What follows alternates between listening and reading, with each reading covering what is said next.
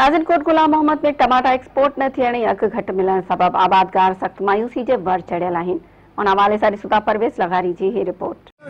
नाज़रीन, असां हिन महिल मौजूद आहियूं कोट गुलाम मोहम्मद जी सब्जी मंडी में, जिथे मुक़ामी आबादगार जो टमाटो लहंदे ई अघु टके दड़ी थी वियो आहे। अॼु उहा साॻी टमाटे जी थैली 60 रुपया का वठी 30 रुपया की थैली हली रही आहे, जंहिंजे करे आबादगारनि खे लखे रुपए जो नुक़सानु थी रहियो आहे।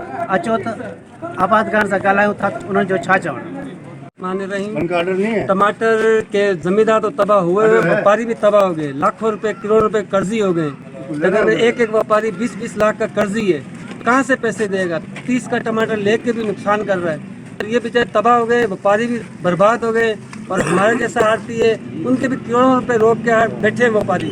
थैली भी 28 रुपया में 10 रुपया थैली जो किरायो है, 5 रुपया थैली है, इतने कमीशन है, किरायो है, मजदूरी है, 30 रुपये ते पटाई है। हाणे 30 रुपये में असांखे छा बचत थी? हारी के छा मिलंदो, असांखे छा मिलंदो? हिकु दफ़ा ये बारिश आई, इन सभु कुझु मिलियो, वरी बीज वरितो, वरी पोखियो, 30-30 हज़ार जो बीज पोखियो आहे। अस्सलाम वालेकुम। हींअर ही आहे त असांजो जेको टमाटो हींअर वञे पियो, हिन जे मथे ख़र्चो जेको लख खां वठी 1.5 लख ताईं आहे, ऐं मंडी में अची इहो वञे थो 25-30 दंग।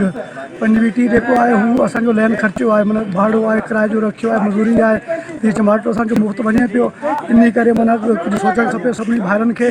ज़मींदार जमशाबाद कोट गुलाम से बात कर रहा हूँ। मेरी गवर्नमेंट से अपील है कि मेहरबानी करके, जब हमने ये टमाटर बाहर से आता था 300 रुपये किलो खाया, अब सिंध की फसल उतरी है तो हमारे साथ बेइंसाफ़ी हो रही है। ये गवर्नमेंट को इसके ऊपर नोटिस लेना चाहिए ताकि ज़मींदार को कोई ना कोई टेका मिले। इस समय हमारा खर्चा बहुत है, पहले तो हमें बरसात ने बहुत हमारा नुकसान कर दिया, अभी दूसरी हमारे लिए बरसात ये है कि हमारी सिंध की फसल की टमाटर की जो है बेकदरी हो रही है।